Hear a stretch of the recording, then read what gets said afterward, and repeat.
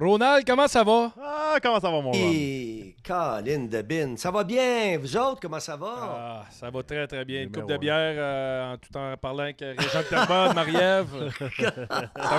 Ça va de mieux en mieux. Je sais pas si vous allez te faire run, les gars, au nombre de bières. Avez-vous demandé conseil à Yvon Lambert? C'est lui le metteur, c'est lui le metteur en ondes, le réalisateur du show. Nous autres, on va tenir le coup, Ron, mais je suis pas sûr que ma garde-robe va tenir le coup, par exemple. C'est plus ça C'est le bon. problème. Alouette. Hey, merci de m'avoir invité. Merci de venir, premièrement. C'est très apprécié de t'avoir. Puis avec comment t'as marqué l'imaginaire, parce qu'il reste que t'étais plus en audio, fait qu'il fallait s'imaginer quand même te voir en arrière de ton micro, fait que t'as marqué notre imaginaire. Ouais. J'ai jamais voulu vraiment avoir la caméra en studio le soir. J'ai jamais voulu vraiment ça parce que il y a des fois c'était plus pénible au niveau peut-être au niveau fatigue, au niveau concentration et tout ça. Puis vous savez, vous autres, vous avez la caméra là, ce soir, puis vous avez quand même une responsabilité. Vous ne pouvez pas rire tout croche, vous ne pouvez pas vous rouler à terre, vous ne pouvez pas non plus Tu vas être grimacer trop. Ouais, je sais. C'est connu dans le milieu, là. Mais en tout cas, puis alors j'ai jamais opté pour ça, mais je vous regarde aller, puis peut-être que j'ai fait une erreur. Attends dans une heure. Comment commencer avec Ron Fournier? Je pense que, Ron, on n'a pas le choix. Faut t'entendre sur comment tu vois... Comment que ça a commencé? Ouais, mais le début de saison du Canadien, il Ah, faut y ouais, en parler. ouais, là. on va le craquer. Tu veux le craquer en partant? On va le craquer, Ron. On n'a pas le choix, là. Ça prend des... Ron Fournier pense quoi du C'est Canadien à vrai. date? T'as pas 3 matchs. Fauche-les pas en partant. Il y a de ça à peu près 2 semaines. Lors d'une ronde de golf, j'ai dit à mes amis, on était 4 évidemment, puis j'ai dit à mes amis, ça peut être difficile cette année, là. Surtout avec l'annonce de Carey Price, maintenant encore plus. J'ai dit, on va avoir un début de saison difficile, puis on va voir de quoi ils sont faits, ces gars-là. Ça va être 3-7. 3 victoires, 7 revers à leurs 10 premiers matchs. Ouais. Là, c'est 0-3. Puis pourquoi c'est 0-3? Vous êtes les spécialistes, messieurs, mais tu ne peux pas gagner si tu ne marques pas un avantage numérique lorsque tu as des opportunités à 5 contre 3, exemple. Bon, 0 but jusqu'à tout de suite. Tu ne peux pas avoir un désavantage numérique qui permet à l'adversaire de marquer au moins un but par match. Tu ne peux pas faire ça. Tu ne peux pas gagner tes matchs vraiment si aussi tu n'es pas quand même acceptable, je ne dis pas dominant, acceptable sur les mises en jeu. Ils sont à peu près à 40%. Oublie ça. Ça veut dire que l'adversaire prend possession souvent dans des cas, des moments importants. Exemple, lorsque les autres sont à court d'un homme, prennent possession, déblayent, on vient de perdre 22 secondes. Le contraire est vrai aussi. Lorsque le Canadien est en avantage numérique, tu prends pas possession, vous savez comment ça marche. Et lorsque, je pourrais en ajouter, même si on pense qu'on a une belle offensive, je ne suis pas si convaincu que cela. Ouais. On verra comment... Drouin est content pour lui. Bien content pour lui. Ouais. Mais on n'a pas vu encore vraiment Caulfield. On n'a pas vu encore vraiment Suzuki. C'est ces gars-là qu'il faut qu'ils marquent en avantage numérique. N'oublions pas ça. Toffoli doit marquer. C'est sûr qu'Anderson doit marquer aussi, tout ça. Mais je ne suis pas sûr de notre offensive tant que ça, les gars. Je ne suis pas sûr que lorsqu'on va tirer de l'arrière par 1 ou 2 buts en troisième période, je ne suis pas sûr qu'on a ce qu'il faut pour le caractère, tu veux dire, Ron? Ouais, mais le caractère, tu as raison, Max. Le caractère, écoute, je ne dis pas que ce pas des gars de caractère, je ne dis pas que ce pas des gars avec un coach de caractère et tout ça, mais aïe. Lorsque tu perds Perry, lorsque tu perds Dano, à sa façon, là, son leadership, Weber et Price, son leadership, c'est entre les poteaux que ça se passe. Ouais. Parce qu'actuellement, on a des bons gardiens de but. Mais avant, l'année passée en série, on avait un excellent gardien de but. Il y a une maudite différence entre être un bon gardien de but. Je peux vous nommer probablement 20 bons gardiens de but dans la Ligue, facile. mais je ne peux pas vous en nommer 5 excellents. Je peux te dire que Vassilievski a fait ses preuves et tout ça, puis là, tu le vois que lui, l'équipe est derrière lui, puis lui est en confiance, l'équipe est en confiance, puis c'est de même que ça marche. Tu sais, quand c'est 2-1, je sais pas comment il faut que tu t'organises, mais il faut que tu fasses l'arrêt. Il ne faut pas que ça soit tout war. C'est vrai. Puis c'est ça qui se passe pas, puis c'est ça qui ne se passera pas. Parce que Jake Allen, c'est un bon gardien de but, mais on n'a pas Price. Alors, et je termine, parce que je veux pas... c'est juste 3 matchs, les gars, mais je veux juste vous dire que moi, là, j'ai arbitré. Et j'ai joué junior, j'ai pas joué professionnel, mais j'ai arbitré. J'ai toujours pensé que dans une équipe de hockey, il faut un gars, pas 5, il en faut un. Il faut un Wilson à Washington. Il faut un Ty Domi à Montréal. Avec ses qualités et ses défauts. Et moi, dans mon temps, c'était des Probert, McSorley, Dave Schultz, Terry O'Reilly. Il y en avait toujours un, mais les autres, dans le temps, il y en avait 3-4. C'est pas la bagarre que je veux, moi. Moi, je voudrais, dans une équipe, mon équipe de hockey, je vous assure une chose, les gars, si j'étais coach canadien ou coach de n'importe quelle équipe de la Ligue nationale, j'exigerais d'avoir un tough dans mon équipe. Un tough qui peut faire quoi? Qui peut juste ralentir les ardeurs de l'adversaire, leur lancer juste un message par sa présence même. Si jamais vous touchez à Caulfield, à Suzuki, ou à qui que ce soit dans mon équipe, si tu frappes Josh Anderson par en arrière, c'est moi qui va régler la patente. Le Canadien n'a pas ça. Le Canadien n'a pas ça. Alors, moi, je pense que, et peut-être que vous me réinviterez plus tard. Certain. Je vous le dis, les gars, je vais entendre Maxime Lapierre, Guillaume Latendresse, devant Louis-Jean, un de ces moments donnés, le regarder dans les yeux puis dire non, ça marche pas, là. Ce soir, là, on a mangé une volée. Pas juste une volée au niveau des points POINTS, mais au niveau de on s'est fait maganer. On s'est fait ébranler. Puis ça, là, il va y avoir des répercussions. Vous allez le dire cette année, messieurs. Puis Ron, c'est drôle que tu dises ça parce que hier, tu sais, puis un kid qu'on aime beaucoup ici, c'est Samuel Blais.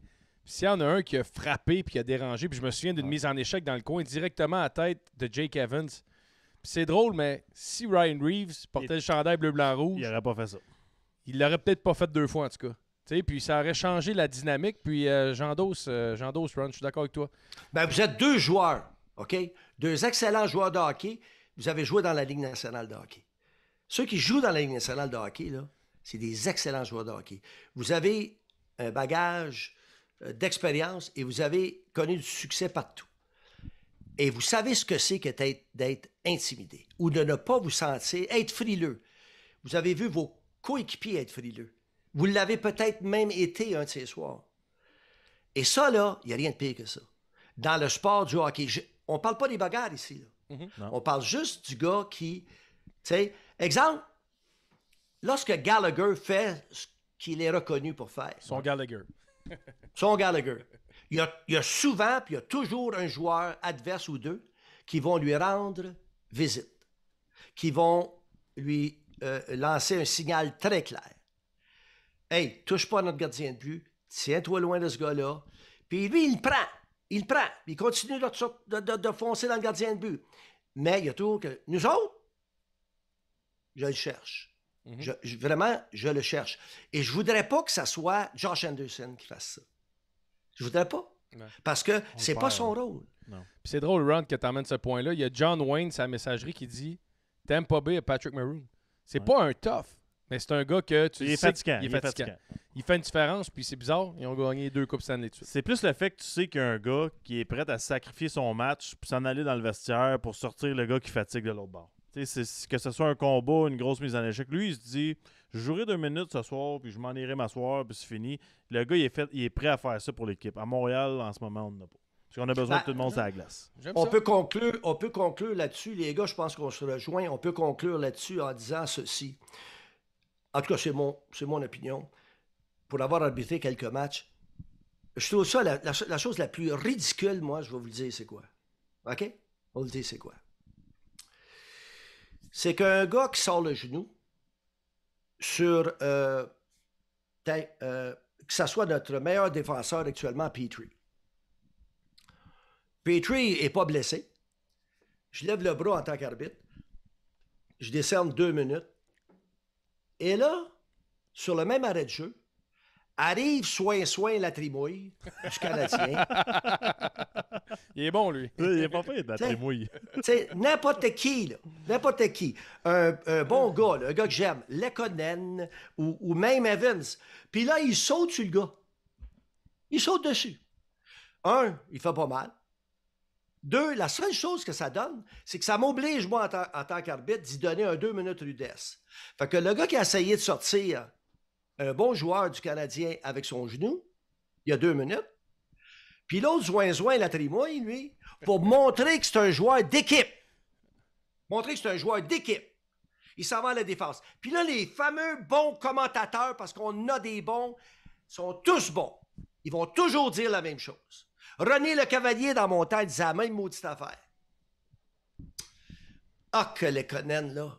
Ah, je te le dis que lui, c'est un joueur d'équipe. Il est allé à la défense, toi, de Caulfield ou de Petrie. De Petrie. T'as la défense de Petrie. C'est quoi ça? C'est quoi ça? Ça paraît bien. Mais ça fait pas mal. Est-ce que vraiment. Franchement, Max, franchement, j'aime autant, moi, que tu dises wow, attends une minute. T'as essayé de le sortir? On va profiter de l'avantage numérique. Puis toi là, t'embarques sur la glace, le prochain chiffre, Max, tu passes à côté du gars, puis tu dis, toi, boy, je sais pas si ça va être ce match ici. Ça dépend du score. Mais un jour, là, tu vas avoir affaire à moi. Là, ça, c'est venir à la défense d'un de tes coéquipiers en lançant un message clair. C'est pas vrai qu'on va laisser aller. On va profiter de l'avantage numérique, mais on va régler ça à un moment donné. C'est pas ça qui se passe. Hey Ron, je vais te relancer là-dessus, puis je sais que tu veux closer ce sujet-là. Mais en même temps, en ce moment, on est comme avec un parallèle qu'on veut éliminer les bagarres du jeu. Comment tu gères une situation comme ça, comme organisation, que les gens veulent voir moins de bagarres, mais en même temps, le monde du hockey à l'intérieur, on le sait tous que c'est important d'avoir un gars qui fait ça. Écoutez bien, les gars. D'abord, si vous voulez vraiment que les batailles soient rayées complètement là, au niveau de la Ligue nationale de hockey, là, on va vous dire tout de suite, là, ça se fait à un endroit. Vous autres. Ouais. Vous autres, les joueurs. Ouais, c'est ça. Parce que quand ils se rencontrent, j'ai été dans ces meetings-là, moi, quand ils se rencontrent, là, dans le temps, Schneider à Philadelphie, Boston, Chicago, ils voulaient tous des batailles. Ouais, Il fallait que ça se batte. T'arrives à Montréal, ben, nous autres, c'est correct. Si on se bat pas, on va se défendre, puis on va en avoir, les gars, mais on aimerait mieux pas de bataille, peut-être. T'arrives à Minnesota dans le temps. Lunani au Minnesota. Ouais, moi, j'aime ça une bataille. C'est bon. Pourquoi? Ça remplit mon amphithéâtre. Ils s'entendent pas, eux autres. Si vous en voulez plus de bataille dans la Ligue nationale, là, Les joueurs. la responsabilité revient aux joueurs. C'est tout. Point à la ligne. Fini. Discussion, il n'y a plus de discussion. C'est terminé. On n'aura pas direct l'année prochaine des batailles. Puis comment tu règles ça? C'est bien facile. Première fois que tu es l'instigateur d'une bataille, première fois, un match de suspension. Pas pire. On te donne un break. Deuxième fois, 3. Match de suspension. Troisième fois, 10 matchs de suspension. Et puis là, après ça, là, on te suspend indéfiniment. On va voir le comité, on te parle, ça peut être 20, 25, 32, 44, dépendant de l'individu. Là, tu viens de lancer un message clair. Le gars va peut-être faire une erreur, que ce soit dans la Ligue actuellement, faire une erreur, à un moment donné, il va être instigateur, mais. Fait que là, qu'est-ce qu'on va faire? Ça va faire que les gars vont être un peu moins. En tout cas, il y a tendance à pas se battre. Est-ce qu'il va y avoir plus de coups vicieux? Il y en a déjà des coups vicieux, là, j'ai moi tranquille, tabaslac avec ça. C'est moi tranquille. Il y en a quand même des coups vicieux, puis il y a des bagarres. Il y en a quand même des doubles échecs dans le dos. Il y en a quand même. Arrêtez, s'il vous plaît. De toute façon, les amis, la bagarre, ça n'a plus sa place dans le sport professionnel. On est en 2022, là. C'est ça. OK? C'est terminé, là. On est ailleurs. Bon. Parfait. Sujet clos, j'aime ça entendre ça de ta part. Puis là, la raison pourquoi tu es au podcast, Ron, c'est parce qu'on veut parler de toi. Je sais qu'on pourrait parler de hockey pendant 48 heures avec toi sans arrêt. Puis je pense que tu serais capable, au nombre de cafés que tu as bu aujourd'hui, de faire un 48 heures straight. Ben, je vous dis pas qu'est-ce qu'il y a dans mon café. C'est ça, là, c'est ça. C'est ça, c'est pour ça que tu voulais être à radio, Ron. Hein? Je viens de comprendre. Non, mais moi, je veux savoir le Ron Fournier. C'est à partir de où? C'était qui le petit Ron Fournier de 8 ans? Là? Qu'est-ce qu'il faisait dans la vie? Voulais-tu être à la télé, à la radio, jouer au hockey, être arbitre? Comment ça a commencé, tout ça? Même chose que vous autres, que je sois né à Sainte-Catherine, que je sois né à Montréal, les gars. Moi, je suis né à Montréal, hôpital Saint-Luc, 5e étage. OK? Entre la cafétéria et la toilette. Mon frère est né 3 ans de plus que moi, ma soeur a 9 ans de moins que moi. Famille où papa n'a jamais acheté une maison parce que lui, il disait on ne fait pas assez d'argent. L'argent qu'on a, on va l'utiliser à bon escient. On fait du camping. Vous allez faire du sport. On va dépenser ça. Une maison, on achètera ça plus tard, darling. Là. Lorsqu'on sera vieux, toi et moi, là, on s'achètera une petite maison. Puis moi, j'ai patiné. À l'âge de 4 ans, je patinais. J'allais à l'école en patin. Parce que nos hivers, à nous autres, là, c'était assez froid, là, les gars. Là. Le trottoir là, de chez nous à l'école Saint-Simon, là, au primaire, là, c'était gelé, raide, comme une patinoire. Quand la patinoire du forum, du vieux forum, je patinais, moi, jusqu'à l'école. J'avais mes bottes sur l'épaule, puis j'arrivais là, puis quand j'arrivais à l'école, j'enlevais mes patins, mettais mes bottes, puis j'allais à l'école. Bon, et c'est ça. J'étais toujours dehors.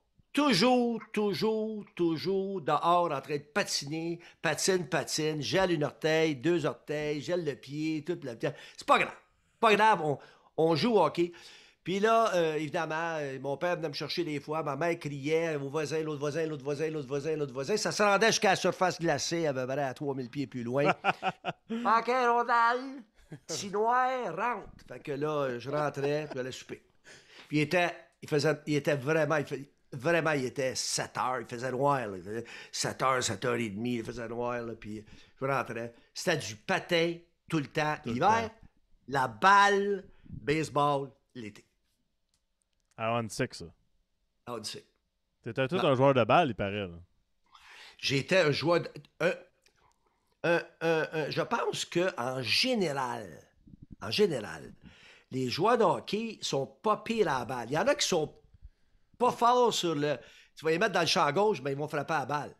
T'sais? Mais un joueur de balle, de hockey, moi je me souviens, les anciens, ils faisaient des équipes, puis ils jouaient dans les parcs, les anciens joueurs du Canadien. Il n'y en a pas trop de tata là-dedans. T'arrivais devant Stéphane Richer, frappant la balle à 400 pieds. Il y en a qui étaient malhabiles à pogner un fly, si tu veux dire. Là, mais ça, c'est pas grave, mais quand il arrivait avec le bâton, tout ça. Fait que nous autres, on faisait les deux. On faisait le hockey, puis la balle. Puis ça s'intercroisait, ça, là. Moi, j'étais en finale du junior au baseball, puis le hockey commençait, là. Fait que là, je faisais les deux en même temps, là, tu comprends-tu? Là? J'arrivais en retard à la pratique, tout ça. C'était ça. Le soccer, le foot, là, qu'on appelle, là, il n'y avait pas de pack avec de soccer là, dans notre temps. Ça n'existait pas.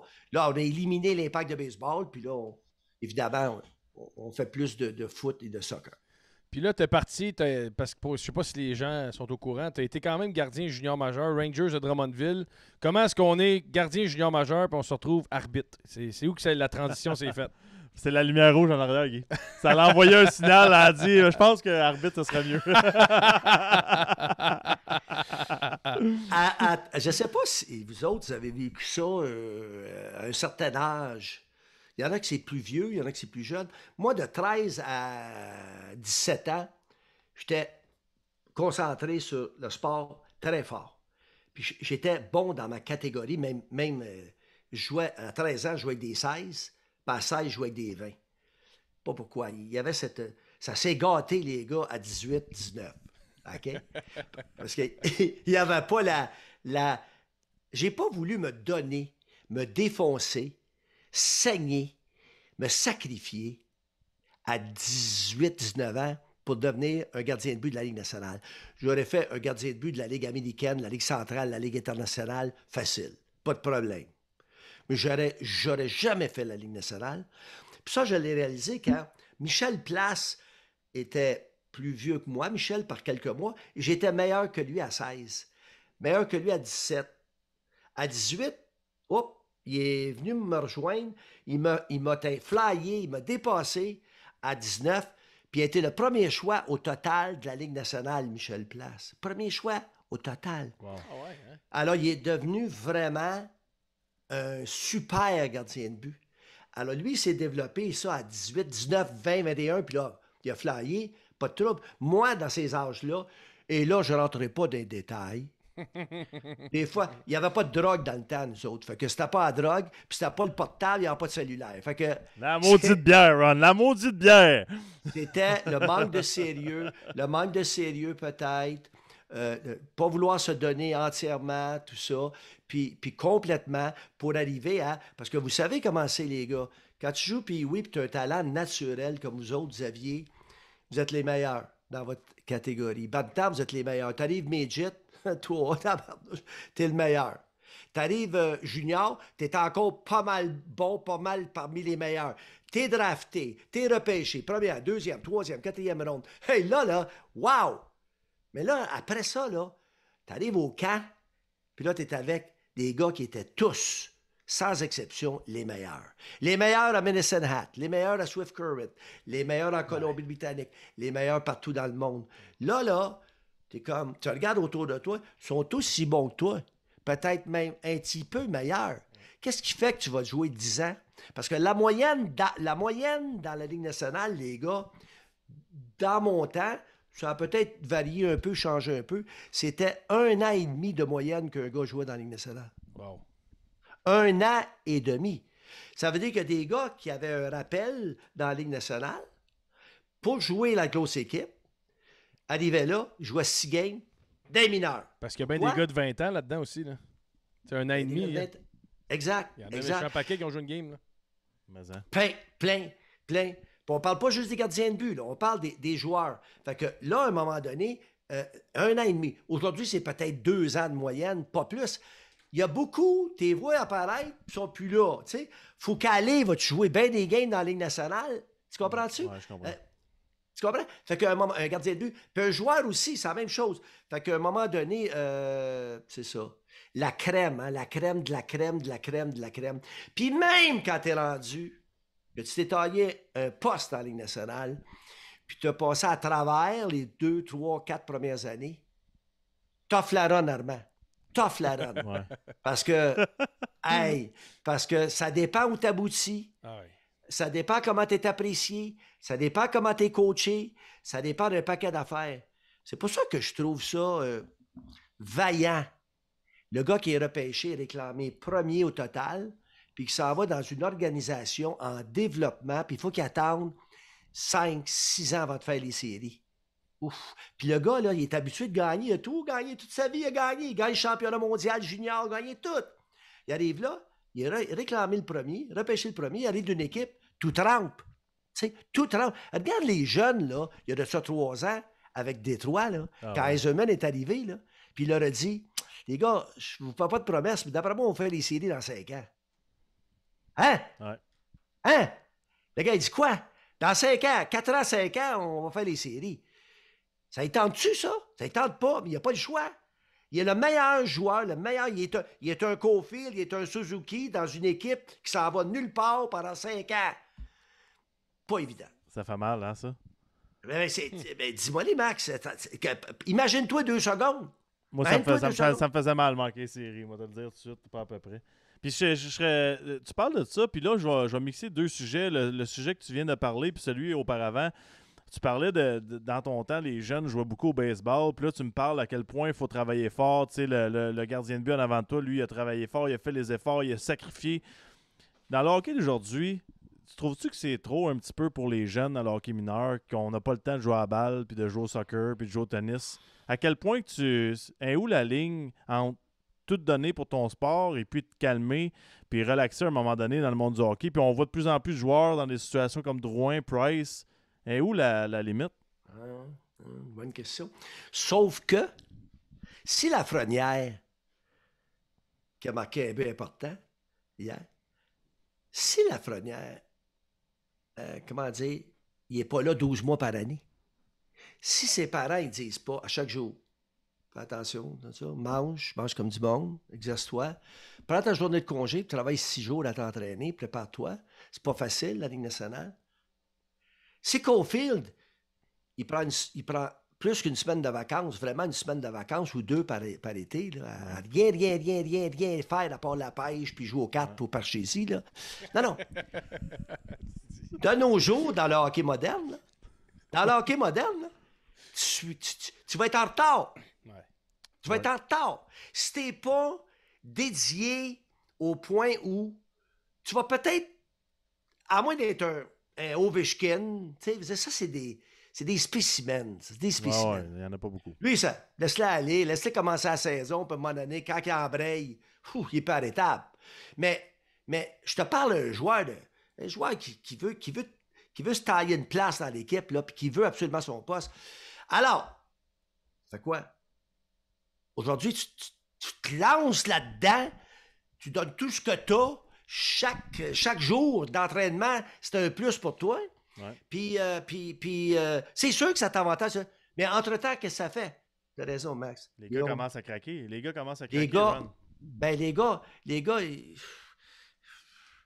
sais, les gars, tu sais, il n'y a rien de normal là-dedans.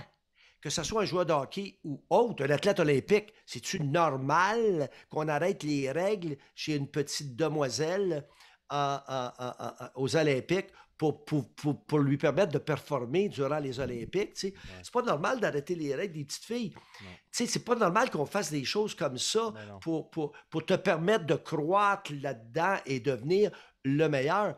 Mais là c'est pas normal la vie que les jeunes ont. Ils aiment ça toutefois. Demande-leur, es-tu heureux? Ben oui. T'as-tu du fun? Ben oui.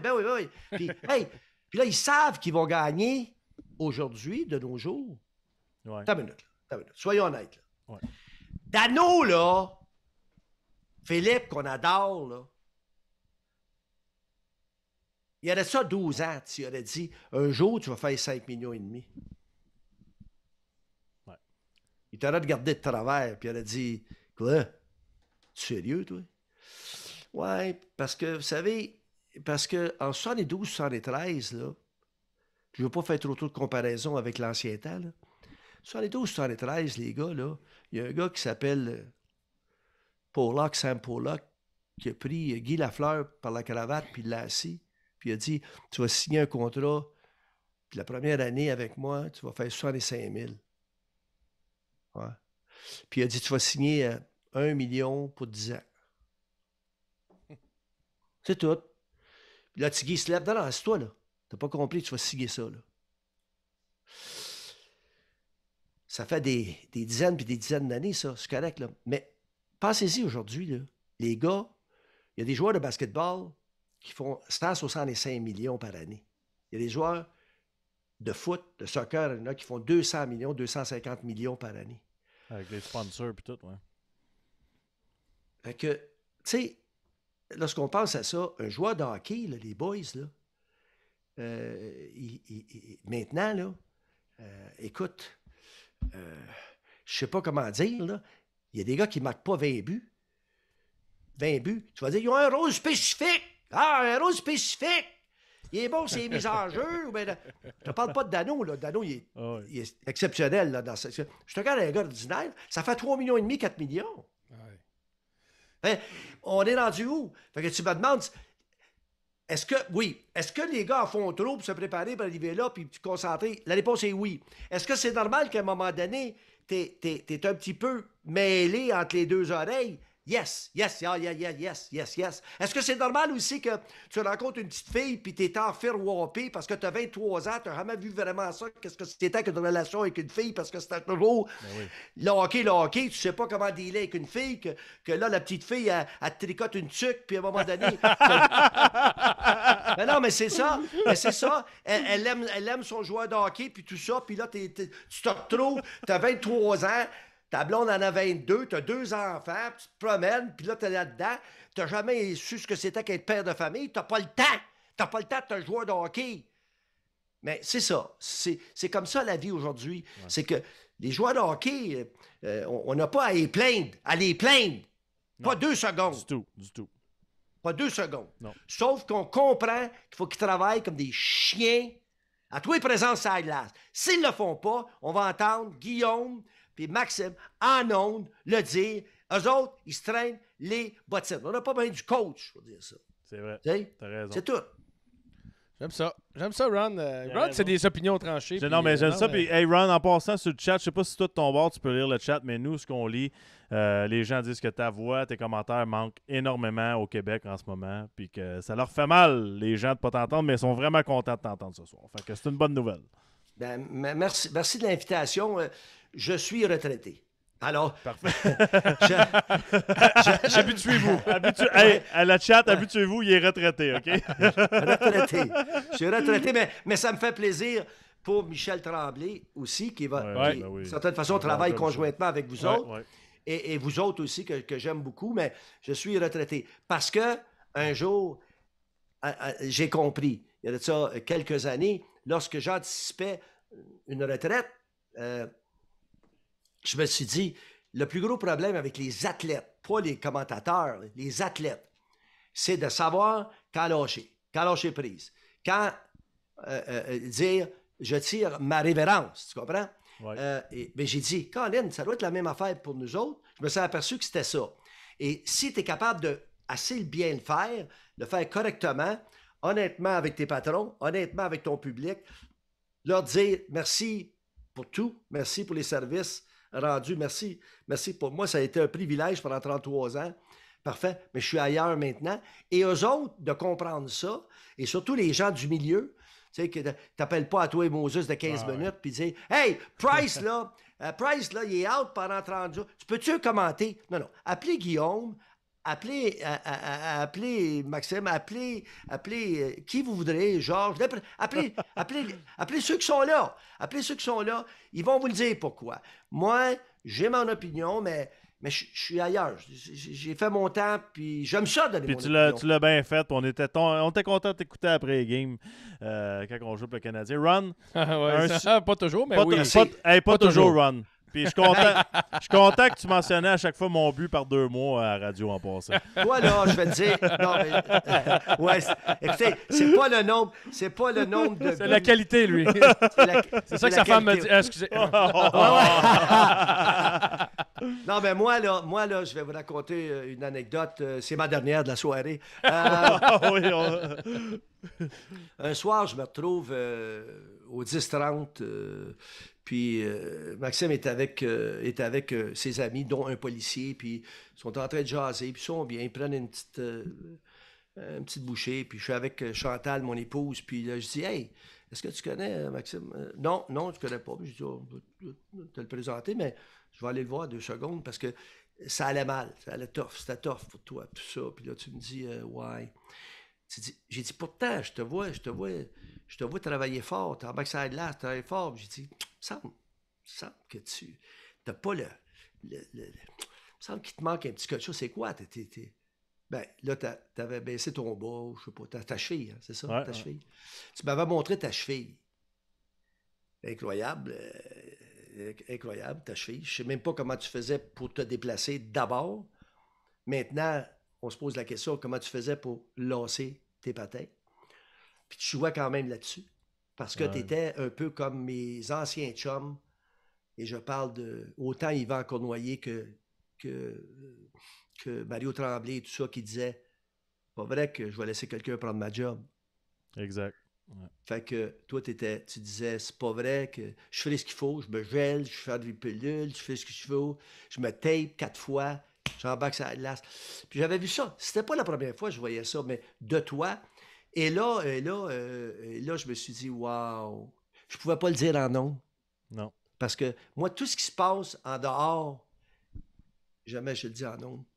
Ouais. Alors, je ne pouvais pas le dire en nom, mais j'ai quand même essayé à ma façon d'expliquer que, en racontant un paquet d'affaires, pour que les gens intelligents qui sont à l'écoute comprennent que des fois, il y a des joueurs qui jouent blessés, c'est pas trop évident, ou des fois, il y a des joueurs qui jouent avec des problèmes, un peu à la Joe, et un peu à la Carey Price, que y en a qui disent que c'est inexplicable, ou lorsque tu leur en parles, ils vont te regarder avec un sourire de travers, ils vont dire « Ouais, on sait bien, eux autres, c'est bien. » Parce que, d'une façon, ils sont jaloux. Ils sont jaloux de ces gars-là qui gagnent des millions et des millions. Ils sont jaloux de leur popularité.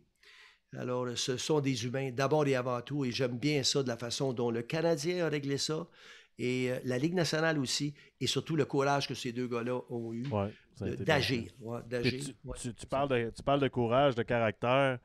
Il y a une histoire qui m'intéresse, c'est que tu étais très proche de la famille Richard. Puis je veux savoir, je veux entendre des anecdotes, je veux savoir des choses là-dessus, parce qu'on s'entend, là, Maurice Richard, même si on l'a pas vu jouer, on connaît ce qu'il a fait pour le Canadien, puis il est important pour nous. J'ai hâte de t'entendre là-dessus, parce que t'es privilégié, pareil, d'avoir été près de cette famille-là.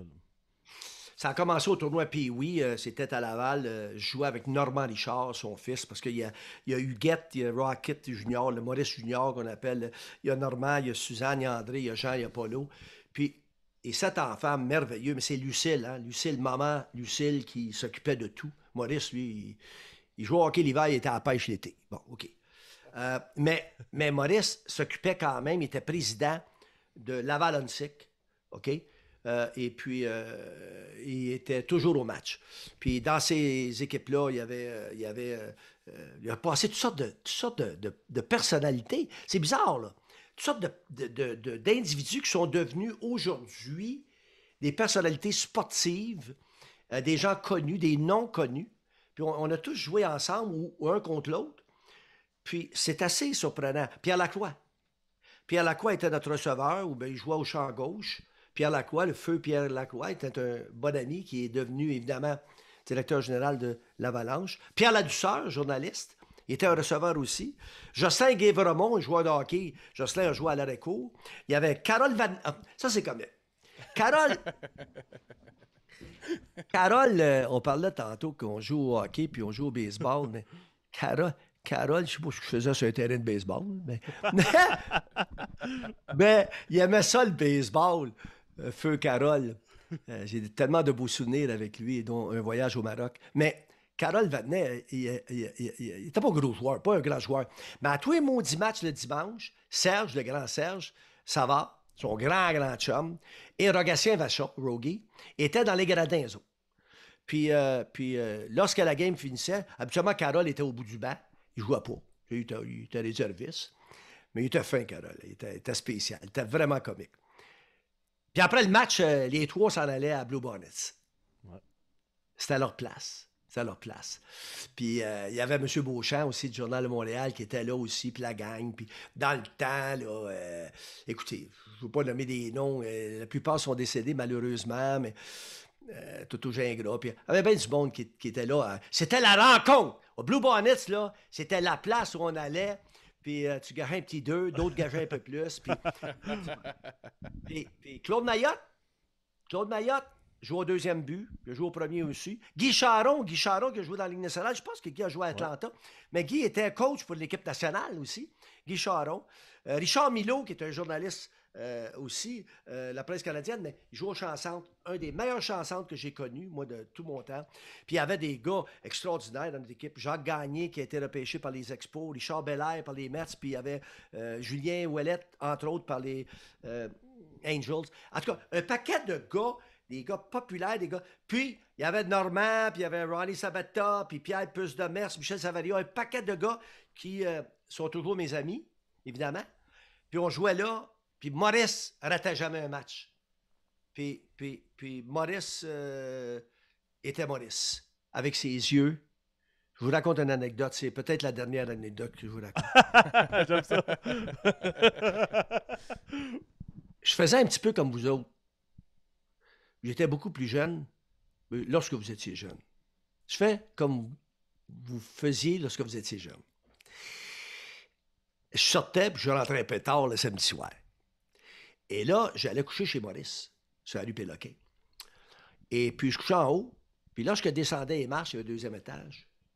Lorsque je descendais les marches le dimanche matin, Maurice était dans le salon avec sa presse. La presse, c'était un journal qui était large de même, là, haut de même. Là. Puis là, il ouvrait ça, puis il lisait sa presse. Puis quand on descendait les marches, il faisait juste baisser comme ça. La presse. Puis là, tu y voyais juste les yeux. Puis je me souviens toujours, il disait toujours la même maudite affaire. Ronald, comment ça va? Ouais. Moi, je répondais pas de suite. Comment ça va, Ronald? Je disais, ça va bien, M. Richard? Il relevait le journal. Ça se terminait là. Un homme de peu de mots. Hey, j'avais peur. Je faisais pipi dans mes Penman 69 avec la dompeuse en arrière. Je te dis, j'étais... Hey, il m'écrasait bien raide. Là, j'entendais la voix de Lucille, Mme Richard, qui disait « Venez-vous-en, les petits gars, là, venez-vous-en, le déjeuner est prêt. » Mais c'était ça, Maurice. Puis, un gars extraordinaire, un monsieur, un joueur de hockey. M'entends-tu, là? Wow. Puis le gars, là, que vous connaissez, vous autres, personnellement, là, qui ressemblait le plus à Maurice, c'était pas le Gordie Howe. Gordie Howe, là, ça jouait pas des poulettes, ça. C'est Gordie Howe, là. Tasse-toi, là. Gordie Howe, c'était tout un joueur de hockey.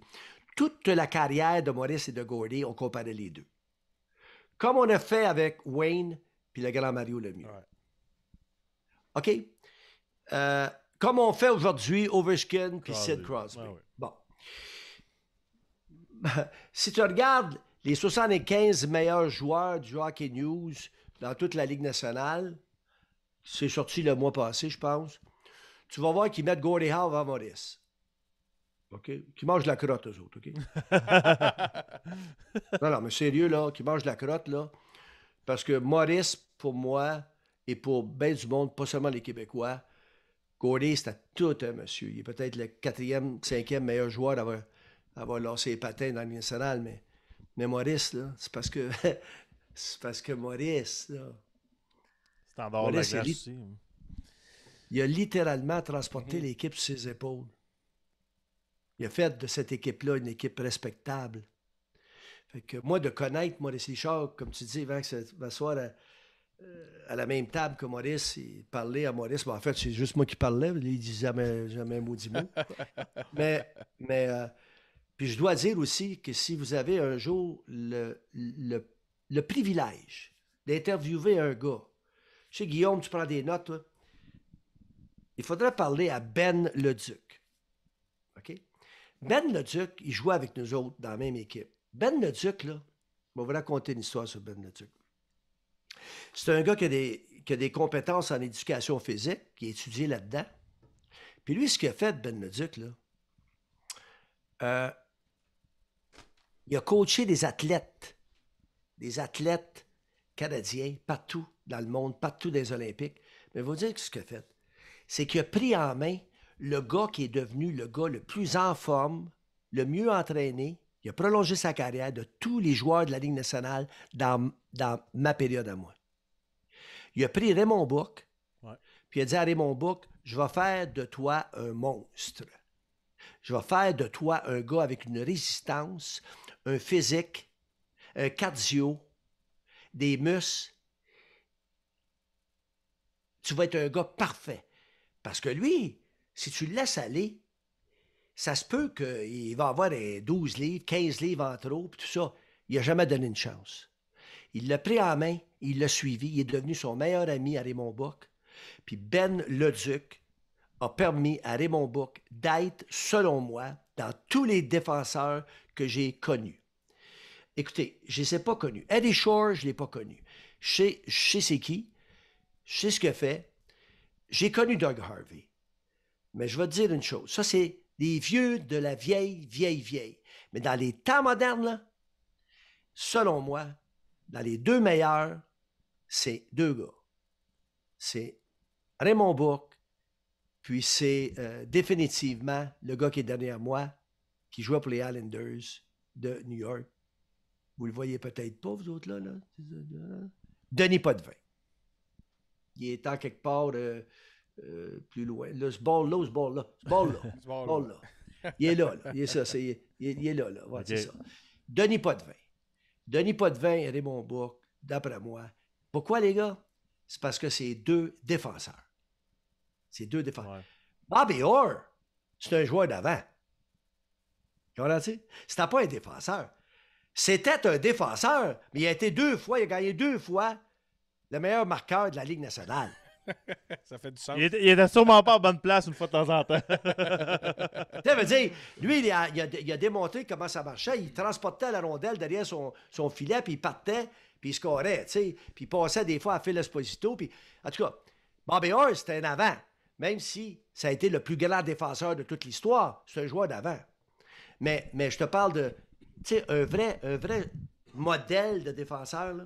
Denis Potvin, tu t'en vas devant lui, devant le net, devant Billy Smith, là, tu payes le prix. Hey, Gallagher, elle te fait à peu près 4 secondes. 4 secondes.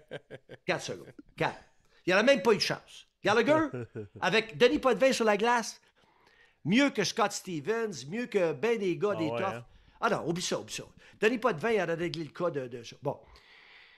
Raymond Bourque le faisait aussi à sa façon. Ça, c'était 2 défenseurs. Puis je finis en disant ceci. Maurice, là, celui qui, pour moi, là, que j'ai arbitré, qui ressemble le plus à Maurice Richard, là, dans sa façon de jouer au hockey, là, parce que Maurice, là, il disait à tout le monde, à Émile Bouchard, le capitaine, à tous les autres, occupez-vous pas de mes problèmes à moi. Parce qu'il y avait un gars qui s'appelait Ted Lindsay, entre autres, qui était toujours par-dessus Maurice quand il jouait à Maurice, toujours. Puis il donnait des coups vicieux, tout ça. C'est Maurice qui réglait sa propre patente. Maurice, il disait, je veux pas que personne se batte pour moi. Mais il y a un gars comme ça dans toute la Ligue nationale que j'ai connu, comme Maurice, avec un leadership à sa façon. Sa glace, quand il patinait, j'entendais, quand il passait à côté, lorsqu'il patinait à côté de moi, j'entendais. Ça, c'est des morceaux de glace qui volent. Là. C'est pas Pavel Bure qui s'en va de même. Là. Pas rapport. Les morceaux de glace, c'est long de même qui quitte la glace. C'est Mark Messier. Ah ouais. Ça, Mark Messier, les gars, là. Mark Messier, si tu joues à contre, là, faut pas que tu le réveilles. Faut pas que tu le réveilles 2 secondes. Puis son leadership à lui, là, wow. Il l'a démontré avec les Rangers, il est allé chercher une Coupe Stanley, là, mais wow. Je vais te dire, s'ils avaient joué ensemble plus longtemps, Wayne, Mark, je sais pas combien de Coupes Stanley ils ont été chercher de plus. Vraiment, les 2. Juste ces 2-là. La balance, là, collez-vous à ça. Là. C'est pas grave. Juste ces 2-là ensemble. Mais... Ah non, c'est impressionnant. C'est impressionnant ce qu'ils ont fait. Puis on t'écoute, puis là, tu nommes des noms. Puis tu as été arbitre dans l'OMH. Tu as vu Wayne Gretzky. Parle-nous un peu de ces choses-là, ces moments-là. Tu as eu la chance d'être dans les années, on dirait. Tu sais, aujourd'hui, on a Crosby, Ovechkin, qu'on apprécie leur travail, puis c'est des légendes à leur façon. Mais on dirait que les légendes de tes années, c'était comme une autre chose. Ouais, mais Wayne, lui, Wayne, je l'ai connu à 17 ans. OK? Hey, je vous jure, les gars, là, la feuille que tu viens de Guillaume, que tu viens de mettre à ta gauche, là, c'est à Wayne, ça. Tu prends Wayne, c'est la même maudite affaire que ta feuille. Écoute, il pesait 146 livres tout rond. Il n'y avait pas encore 6 pieds. Ils disent que 6 pieds. Oui, Wayne, c'était un grand slim. Mais, hey, je te dis, je le vois encore à Indianapolis dans ses premières rencontres, parce qu'il a joué à Indianapolis, puis après, il a fini l'année à Edmonton dans l'Association mondiale de hockey. OK, les gars? C'est en 78, ça.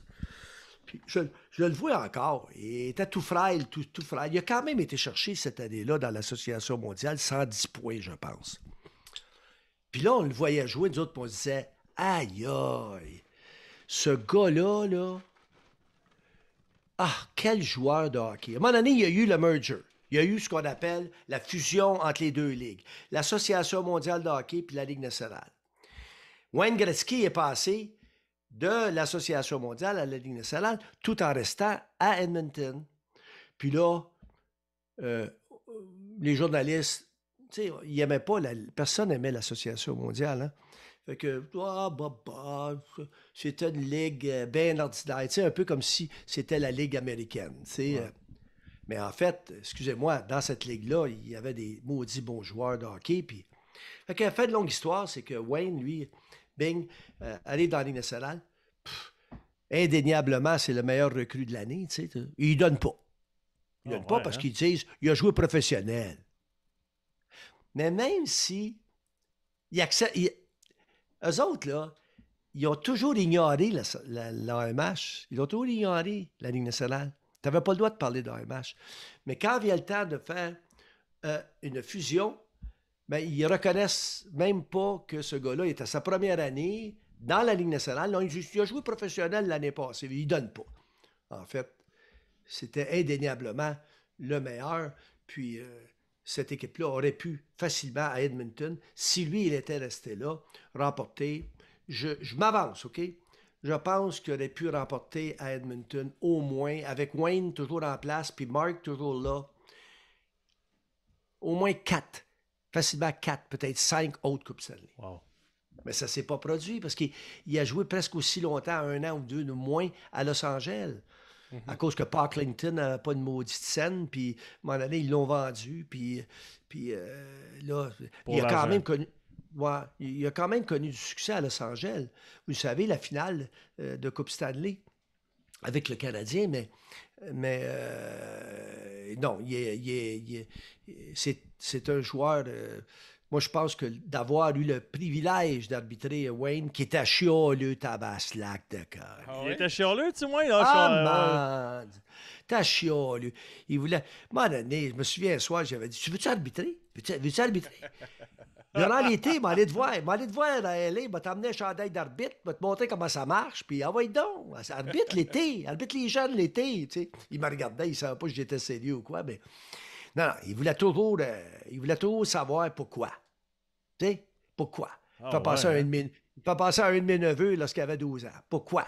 Je lui disais, non, embarque pas, c'est le bicycle comme ça, là, parce que c'est pas bon. Pourquoi? Tu vas te casser la gueule si t'embarques de même, tu sais. Fallait que tu y expliques. Tu vas te casser la gueule, ça marche pas. Wayne était le même, là. Wayne, c'était un... Wayne, là, c'était toujours... puis c'était toujours pourquoi? Dis-moi pourquoi. Comme Crosby. Voilà. Bien dit, Max. C'est ça, exactement. Y en a-tu des coachs puis des joueurs avec qui tu avais de la misère, là, puis que tu savais que tu t'embarquais dans de quoi à chaque match? Là? Ben, des Kenny Linsman, Tiger Williams, Matthew Barnaby style, là, tu sais, ces gars-là, là, tu sais, c'est toujours fatigant un petit peu. Parce que la game va bien, t'as donné 7 punitions maximum, c'est 4-1, il se passe rien. La vie est belle. Là, t'es là, tu regardes ta montre, tu te dis, tabarouette, je vais être dans la douche dans 15 minutes. Puis je vais être au bar. Je vais être au bar avec mes juges de ligne dans 45 minutes. Hey, je vais pouvoir prendre au moins 3 bières, me coucher, me lever à 9 demain. La vie est belle, tu sais, la vie est belle. À un moment donné, c'est 4 heures. Qu'est-ce qui arrive? Ben, c'est ça. Matthew Barnaby commence le trouble. Puis Maxime Lapierre commence... Ah non, il n'y a pas de... Hey, Ron, je suis comme tout à l'heure. J'étais à la retraite. mais Tiger Williams, qui lui a détenu le record le plus grand nombre de minutes en pénalité. Un soir, il me dit... un soir, c'était comique. Il s'est battu 2 fois. La deuxième fois, tu sais, je donne 5 minutes. Il dit, tu peux-tu me donner un 10 aussi? J'ai dit, pourquoi? J'ai dit, un 10, ça te coûte 100$. C'est parce que c'est bon pour mon record. Donne-moi un 10. Il voulait des minutes, tu comprends? C'est bon. Puis Kenny Linsman, c'était une petite peste. Le rat qu'on l'appelait. Mais il y en avait comme ça. D'un coach, là, je dois dire qu'il y avait les fins coachs, les coachs fins, là. Al Harbour avec les Islanders, 4 Coupes Stanley, jamais un mot de travail. Il m'a parlé une fois. Puis quand il m'a appelé au banc, je me souviens, c'était contre les Rangers. Il va être nerveux. Il a fait signe comme ça. Excuse me, Ron. Excuse me.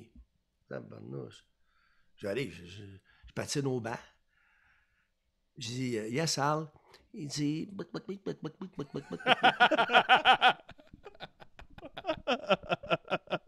Je me suis levé de bord, il avait complètement raison.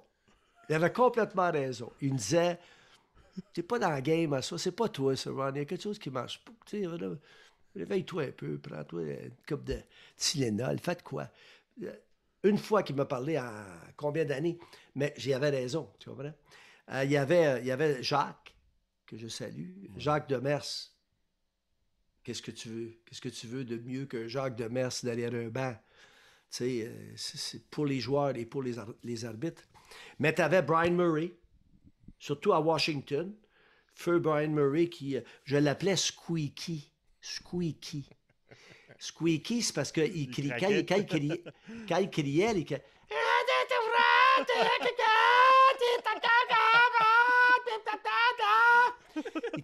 toujours. Je l'entendais. Je ne savais pas ce qu'il disait, mais je savais que c'était lui, tu sais. Puis il y avait Bob Pulford à Chicago pour les vieux. Là. Il y avait Bob Pulford, il avait un visage comme un genre de cendrier. Tu sais, ça ne bougeait jamais, ça.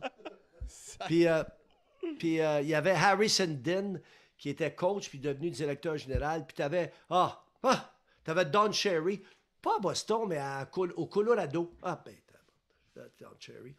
Ça aussi, mais c'était pas dérangeant. Mais t'en avais des pas pires. T'avais Scotty, dans le temps, Scotty Bowman, là. Puis t'avais Bergie. T'avais Michel Bergeron. Ouais, Bergie, il devait être quelque chose en tabarouette. Mais Bergie, comment dire, Bergie, il comprenait vite. Ça prenait du temps, mais il comprenait vite.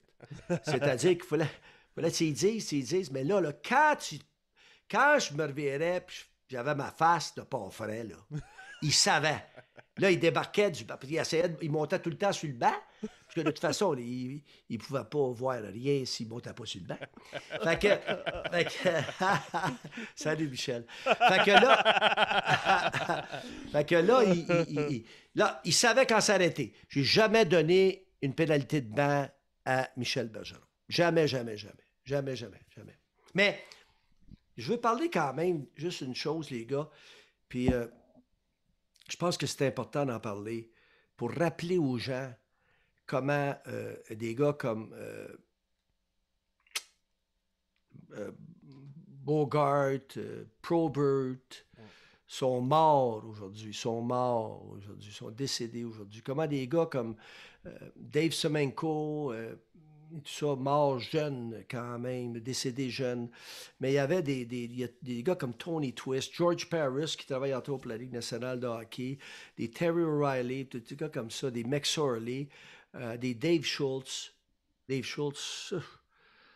Comment ces gars-là... vous avez juste à demander à Georges Larac comment c'est difficile de se battre et tout ça, puis ces gars-là, ce qu'ils ont fait pour le hockey. Je trouve que c'était tellement... Moi, j'étais sur la glace dans ces moments-là où il y avait... au moins, moi, je vivais à au moins 2-3 bagarres générales par année. Une bagarre générale, là, les amis, là, c'est quand tout le monde se bat. Il y a juste les gars de Zamboni qui se battent pas. Là. Ouais, tout le monde. Puis là, t'es juste 3 officiels sur la glace. Un arbitre, 2 juges de ligne.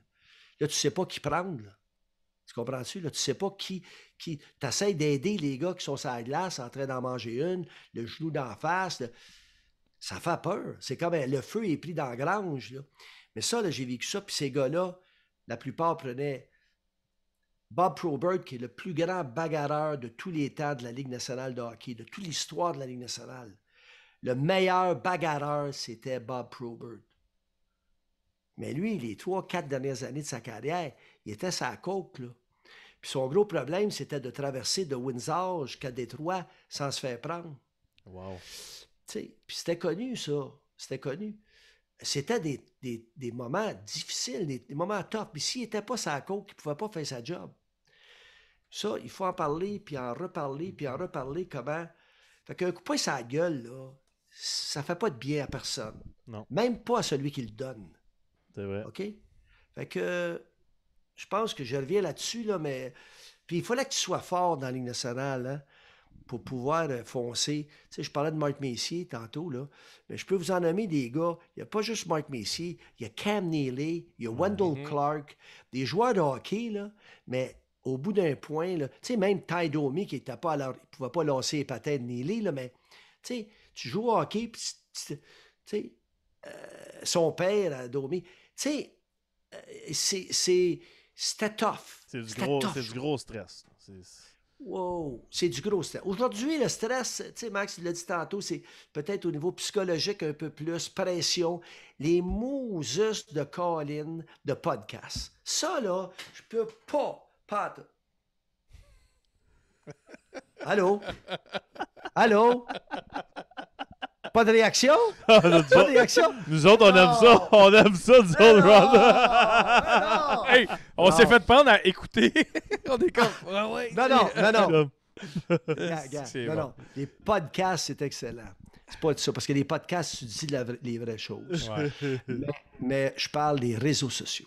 Ouais, ça fait mal. Où tu dis des conneries, tu n'es même pas identifié, tu dis n'importe quoi à n'importe qui. C'était carré. Surtout, Ouais. surtout, je nommerai pas la personne, mais vous la connaissez, il y a une femme, entre autres à Montréal, qui, elle, est beaucoup là-dedans, Instagram. Fait que quand tu es dans Instagram, puis tu es la femme d'un joueur de hockey, ben là, Colin Debin, tu t'écris un paquet d'affaires. Sais-tu quoi, les bébés aujourd'hui, ils ont pleuré, j'ai appelé maman pour venir soigner les bébés. Je m'en colline dessus, honnêtement. Mais ça, là, ah ouais, puis là, tu as une réponse à ça. Ben ouais, mais tes bébés, à l'argent que ton mari fait, qu'il soigne tes bébés, occupe tous tes bébés. Puis là, elle dit ça au mari, puis le mari est là. Ben ouais, mais il y a un gars qui m'a écrit, qui m'a dit, là, t'es là, tu gères comme joueur de hockey, tu fais pas juste gérer, sortir les vidanges. Le soir, quand tu arrives, tu gères tout ce qui est réseau sociaux, puis tout ce que ta femme, parce qu'il y a des femmes qui embarquent, c'est tough. Tu sais, si j'étais athlète, moi, je dirais à mon épouse, chérie, je sais pas, là, je préférerais que tu sais, laisse faire. On se renseignera autrement que d'essayer de pogner ça sur les... Tu sais, parce que tu as distancé de ça, parce que tu te fais faire mal, au bout, je pense. Ah non, je suis vraiment d'accord avec toi là-dessus. C'est rendu, puis c'est ça la société d'aujourd'hui. Là, tout passe par Internet, tout passe par les messages, puis plus que tu veux en donner, plus que en même temps tu t'exposes, puis tu te rends vulnérable à C'est un ça. cercle vicieux. C'est ça, c'est un cercle vicieux. Ça, je suis 100% d'accord là-dessus. Je veux t'entendre, Ron, une de tes histoires que je trouve vraiment intéressante, c'est Miracle Manchester. Honnêtement, tabarou, mon anglais, c'est mon micro. Aaron, s'il commence à parler en lettre entachée, juste me demander. Toi, c'est quoi t'as dit, toi? En lettre entachée. Entachée. Mais Non, mais Miracle, c'est correct. Miracle C'est correct, Manchester. Julie. C'est correct, Julie. C'est correct, Julie. Julie aussi a de la misère avec son anglais. Non, c'était une farce. Vas-y. mais non. pour que les gens comprennent, Miracle Manchester, c'est les Kings contre les Oilers. Puis une équipe qui, je pense, qui était 49 points au classement général. Puis c'était supposé finir en 3 matchs. Puis finalement, je te laisse compter l'anecdote parce que c'est vraiment intéressant. Puis tu te retrouves, en tout cas, dans le chart. Conte-nous ça. Bon préambule. Merci. Faites mes recherches. Excellent. C'est bon. Le 10 avril 82, je ne peux pas l'oublier. Pourquoi ça s'appelle Miracle on Manchester? Pour plusieurs raisons. D'abord, la première, c'est le Forum à Los Angeles, le Forum. Ça s'appelait le Forum. C'était sur le boulevard Manchester. Il est arrivé un miracle sur le boulevard Manchester le 10 avril 82. Les Kings ont un record de 24-41. C'est pas fort. C'est une des pires équipes de la Ligue. Ils affrontent les Oilers d'Edmonton qui, cette année-là, en 82, doivent jouer en finale de Coupe Stanley, Ouest contre Est, les Islanders. C'est écrit dans le ciel. 3e année des Oilers dans la Ligue nationale. Wayne est prêt. Glenn Sater derrière le banc, il est prêt. John Muckler à ses côtés sont prêts. Tout le monde est prêt. Grant Fuhr dans le net. Kevin Lowe. Tout le monde est prêt. Première game, les Kings à Edmonton gagnent une malchance. Les Oilers, le deuxième match à domicile, remportent le match facilement. Prennent l'avion, les Oilers. Prennent chacun leur avion, s'en vont à Los Angeles. C'est moi j'arrive. Je suis là. J'arbitre le 3e match. 5-0 après 2 périodes. 5-0 après 2 périodes de jeu en faveur de Edmonton. J'enlève mon chandail, je prends un Pepsi Diète, je relaxe, je dis ouais. Ça va bien finir 12-0. J'embarque sur la glace. C'est à Los Angeles, précisons-le encore. Bang, bang, bang, bang, bang, bang. À 3 minutes, 5-1. À 4 minutes, 5-2. À 14 minutes, 5-3. Une minute plus tard, 5-4. Avec 5 secondes à faire en 3e période. 5. Steve Bozak marque 5-5. Incroyable. Il y a 16 000 personnes dans l'amphithéâtre du Forum. C'est fou braque, les gars. Fou braque. C'est le plus grand revirement de l'histoire de la Ligue nationale si jamais les Kings marquent. Plus grand revirement. En 65 ans d'histoire dans la Ligue nationale, c'est le plus grand revirement. Je m'en vais dans le vestiaire. Je ne m'ouvre pas de Pepsi Diète. Je regarde dans le miroir. Je me dis, c'est-tu vrai ce qui vient d'arriver? Je retourne sur la glace. À 2 minutes 35, en surtemps, Darrell Evans, des Kings, marque le but gagnant. Les Kings l'emportent 6-5. Wow. Là, je suis correct. Glenn Sater, le lendemain, on lit dans les journaux, Glenn, il dit, c'est pas grave. Une erreur de parcours. Évidemment, 2 jours plus tard, les 2 équipes s'affrontent. Les Oilers l'emportent facilement. Moi, je suis encore là. Je suis encore là parce que mon boss, il dit, reste là, je veux que tu regardes la game, c'est toi qui vas être arbitre suppléant. OK. Je regarde le match. Facile, les Oilers l'emportent. La série est égale 2-2, c'est un 3-5. Mon boss m'appelle, il dit, tu prends l'avion après la game. Comment après la game? Ah ouais? Il dit, les 2 équipes vont être dans l'avion. C'est carré, comment ça, les 2 équipes dans le même avion, Ron? C'est parce que, Max, ils n'ont jamais planifié personne qui était pour avoir un match 5. C'était carré. Il n'y avait pas booké de vol analysé. Personne. Entends-tu? Personne. Fait que là, ils ont sacré toute la gang dans le même avion. Fait que la première équipe qui est rentrée, c'est Los Angeles. Suivi de Ron Fournier. En plein centre. Puis les Oilers d'Edmonton en avant de l'avion. Aïe, aïe. On est arrivé aux petites heures du matin à Edmonton. Les Oilers ont passé les douanes faciles au Canada. Moi, j'ai passé les douanes faciles au Canada. Les Kings, ça n'a pas été aussi facile. Si on peut retarder 15-20 minutes, c'est 15-20 minutes de moins de sommeil. Parce qu'on jouait le même soir. Aïe, aïe. Le même soir. Puis le même soir, les Oilers n'ont même pas été dans la game. Les Kings avaient le vent dans les voiles, comme le Canadien contre Toronto. Puis les Kings ont sorti les Oilers en première ronde, 3-5. C'est pour ça qu'il n'y a plus de 3-5, les gars, dans la Ligue nationale. C'est ça le moment tournant dans l'histoire de la Ligue nationale pour mettre des 4-7? Absolument. Ah ouais. Ça a été meeting par-dessus meeting, puis ça a été... Ils ont dit, écoute, on peut pas permettre ça. On peut pas permettre ça. D'avoir une équipe comme les Oilers se fait battre. Parce que vous savez, c'est bien plus facile de gagner un 2-3 puis un 3-5 qu'un 4-7.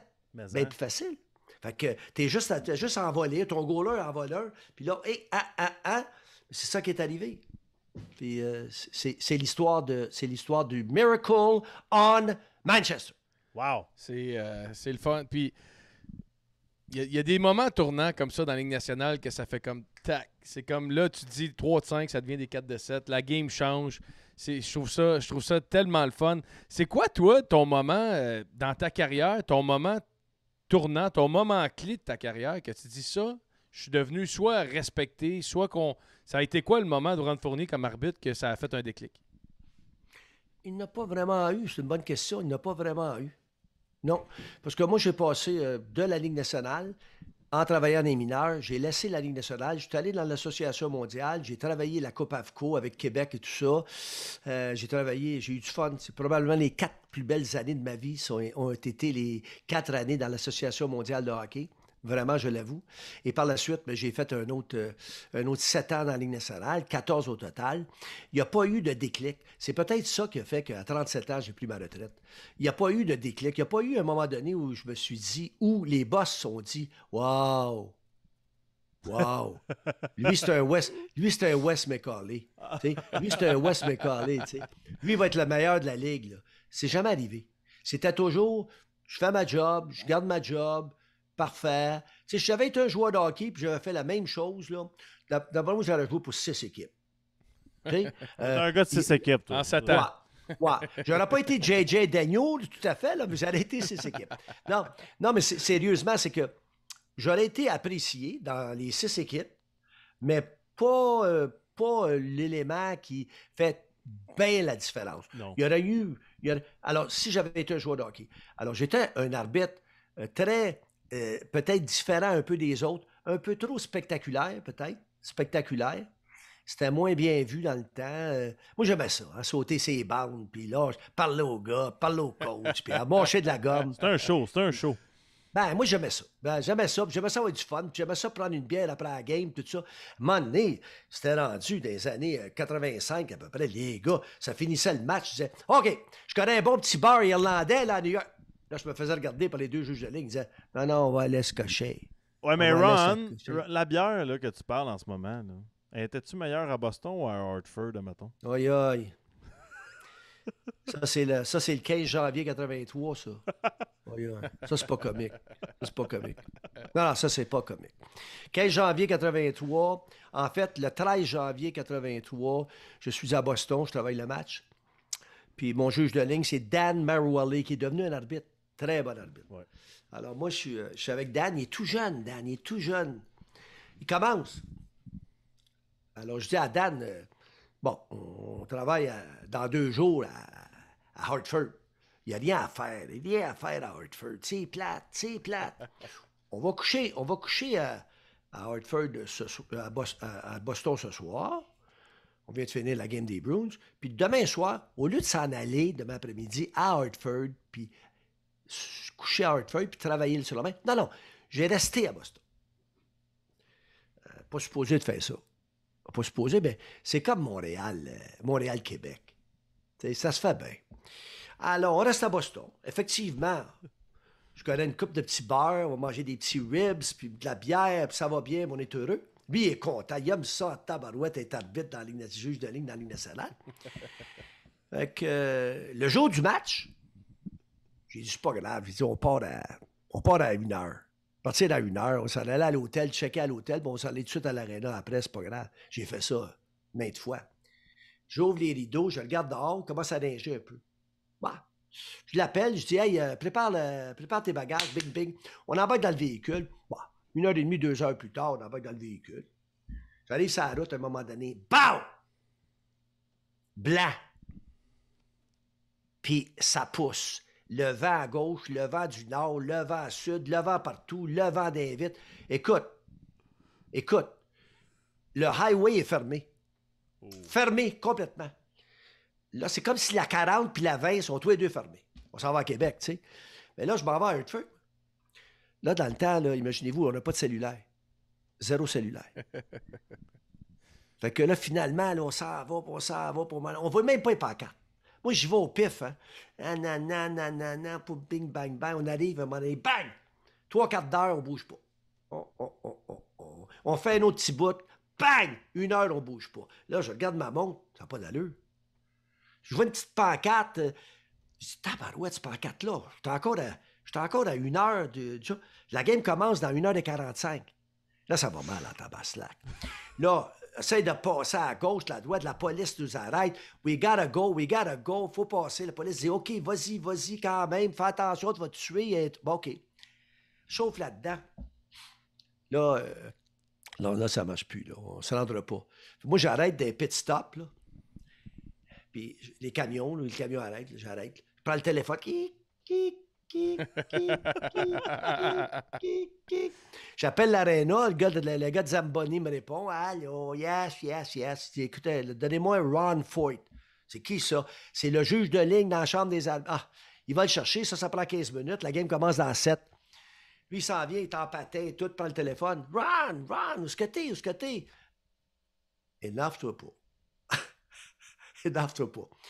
Tu vas aller dans le vestiaire de Hartford, tu vas demander au coach, qui joue pas à soir.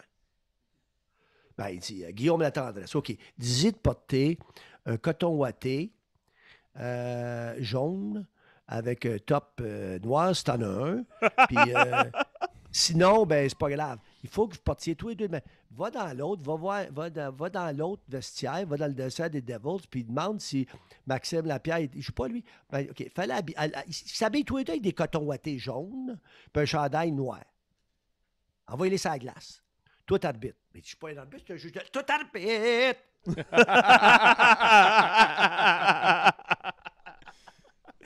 Là, la game est télévisée, là.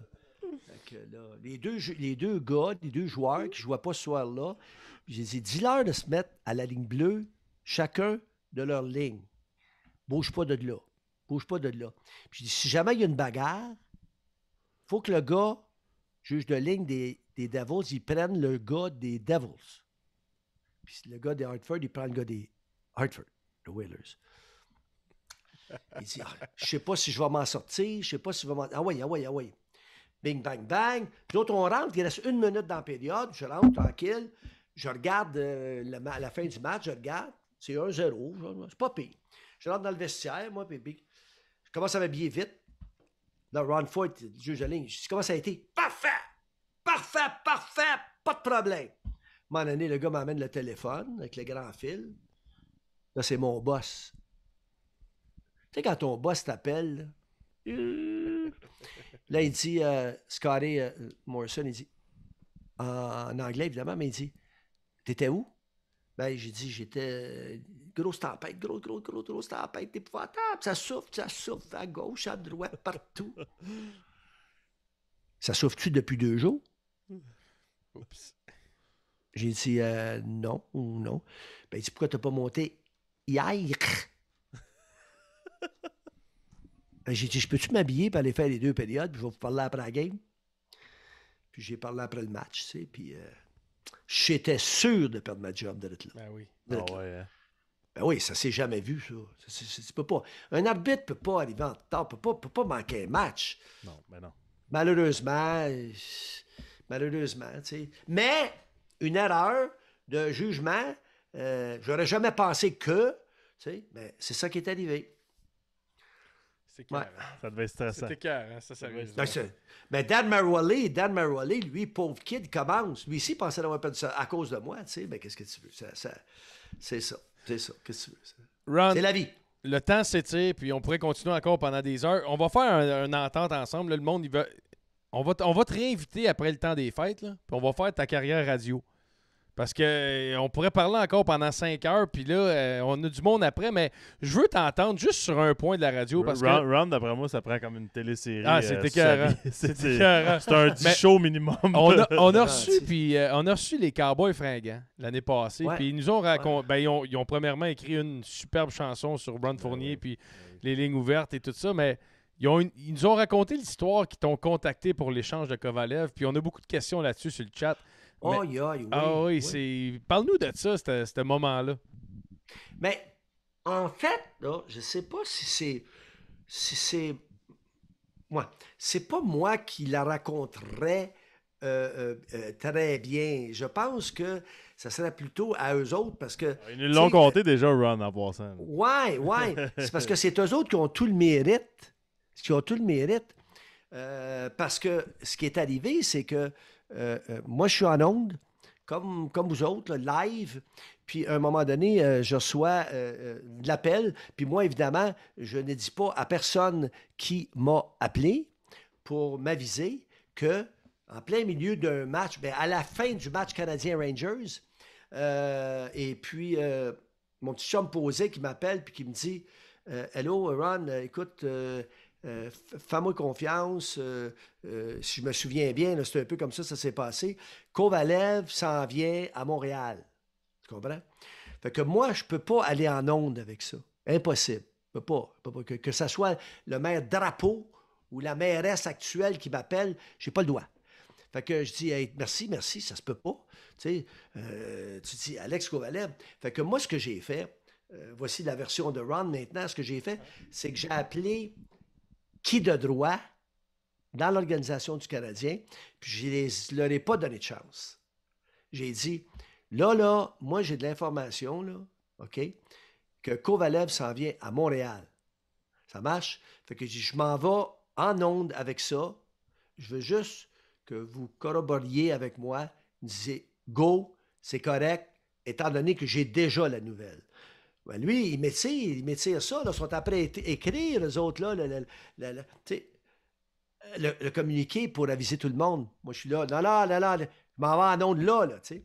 Finalement, ils m'ont dit, ils ont été corrects avec moi. Ils ont dit, étant donné que tu as la nouvelle, vraiment, c'est frais, ça vient de sortir, c'est même pas imprimé encore. Go. Moi, je suis rentré en onde. Good. J'ai lâché ça. Puis je me souviens très bien aussi d'avoir dit, bougez pas, restez là. Puis Québec, tout le Québec, en tout cas, qui était à l'écoute, on restait là. J'ai dit, je vais vous dire pour qui. Puis là, j'ai commandé une pause. J'ai dit, Alex Kovalev s'en vient à Montréal. OK? Après la pause, je vais vous dire qu'est-ce que ça nous a coûté. Là, j'ai pris le téléphone, puis là, j'ai appelé mon contact à New York. J'ai eu le temps d'appeler mon contact à New York, puis j'ai dit, qui te reçoit en retour? Qui te reçoit? Ballet. Joseph Ballet. Aïe, aïe. J'ai dit, Ballet. Comment ça s'appelle, Ballet? Tu sais, ça s'appelle Joseph Ballet. Ben oui, c'est ça, Guillaume. Ouais, Un Joseph droitier, un petit droitier. Ouais, fait que Joseph Ballet. Fait que je rentre dans l'onde, puis là, je dis, en retour de Joseph Ballet, on s'en fout, Ballet. Bon, Ballet, bye, balayer, balayer, bye, fini, bye. Puis là, Kovalev. Mais c'est grâce à eux autres. C'est incroyable, hein? Ça, c'est malade.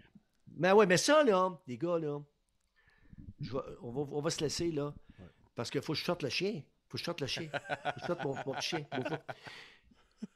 Je vous dis tout de suite, c'est que des histoires comme ça, je pourrais en raconter à pu finir, chose que je ne ferai pas, parce qu'il y en a qui sont racontables, d'autres pas, mais il y en a juste une coupe sur les frères Costicine. Là. Ouh, là, tu viens de toucher une Oh, corde là, sensible dans le podcast. Ron, tu viens de te booker, là. Là, tu le sais. Tu sais Hein? que notre chat, c'est des grands fans des Costitines, hein? Ah oui? Ouais. Ah ouais. Mais eux autres, là, leur histoire, là, je la suivais presque au quotidien. Parce que, veux pas, où ils se tenaient, ces gars-là, c'était des gars que je connaissais. Fait que là, lui, il vient de partir, son frère est encore ici. Puis c'était comme, j'étais en onde, je savais ça sur mon téléphone rouge. Là. Ah ouais, ben là, il va, OK, on a pris 4 bières ce soir. Oh, ben, il y avait la bouteille de vodka. J'étais là, tabarouette, il joue de main. Puis, tu sais, j'avais toute cette information-là, mais que je ne pouvais pas dévoiler. Tu comprends? Je ne dévoilais pas, mais j'ai dit, ça, c'est Montréal. C'est-à-dire que si les joueurs comprenaient qu'à un moment donné, là, les bars qu'ils fréquentent, c'est peut-être des bars que ma blonde ou moi, je fréquente ou quoi que ce soit, puis le monde est cordial, puis le monde pense de faire les bonnes affaires en t'appelant. Tu sais, c'est comme si t'es dans la gamique un petit peu, tu vas appeler Poirier. Tu sais, tu vas appeler Poirier dans le temps. Tu vas appeler, il va tout te raconter. Mais c'est ça que le monde, ça devient tellement familier, notre affaire. Les gens sont tellement bodés avec toi. Qu'à un moment donné, ils veulent tout te dire, mais la substance, tu peux pas tout utiliser, tu peux pas faire ça. Montréal, c'est une grande ville. Mais une petite ville. Vous savez, les gars, vous avez joué assez longtemps pour le savoir qu'à un moment donné, tu te grattes, on dit que t'as la lèpre. Ça n'a pas d'allure. Puis une affaire, je vais vous laisser en vous disant une chose. Même aujourd'hui, les gars, faut jamais avoir le doigt dans le nez quand on conduit. Tu peux pas avoir le doigt dans le nez quand tu conduis ton véhicule. Impossible, Guillaume. Tu peux pas faire ça. Puis ni toi, Maxime. Guillaume, arrête de te fouiller dans le nez. C'est ça. Bon, parce qu'il y a toujours quelqu'un qui vous regarde. Tout le temps. T'as raison. J'aime ça. T'as raison. Tu peux pas. À Montréal, c'est à Montréal. Vous avez peut-être, on l'oublie, hein? Tu conduis ton véhicule, tu arrives à un arrêt, puis il y a quelqu'un à ta gauche ou quelqu'un à ta droite, puis eux autres te regardent, là. Puis là, à un moment donné, tu te reviens la tête, puis là, qu'est-ce que tu fais? Allô? C'est là qu'il est dangereux d'avoir le doigt dans le nez. Mettons, à mise au jeu, les probabilités sont... On va pas rentrer dans les détails, là, mais en tout cas. Hey Ron, on te remercie. C'était incroyable pour ton temps. Faut que tu aies marché ton chien. C'est vraiment... Raoul, pas mon chien, Raoul. Raoul, va marcher Raoul. Puis, sincèrement, je voulais te remercier. Puis Guillaume Ron. aussi. C'est tellement apprécié que tu viennes nous supporter dans notre projet. T'es une légende, les gens t'apprécient. Puis, bonne retraite. Amuse-toi, prends ton temps. Puis, amuse-toi avec Raoul. Oui, avec Raoul. Continuez votre excellent travail. Je sais que vous êtes une équipe, là. Puis Vicky et Simon, entre autres, là. J'en manque un. C'est quoi l'autre, là? Louis-Philippe, là. Vous êtes une équipe. Continuez de travailler en équipe. Puis lâchez pas. On vous apprécie grandement. Le Québec vous apprécie grandement. On se reparle. Merci, Ron. On se reparle. Puis on va parler de tes chansons et tout ça. Mais qu'on te reçoive le prochain coup. Ça fait plaisir. Salut, mon chum. Salut. Bye-bye. Bye. Bonne soirée. Merci, Ron. On a eu bien du fun. On passe maintenant... On va passer une petite pause. Une petite pause, oui. Maxime. On fait une petite chanson. On va aller écouter notre chum Marty Beau, la gang.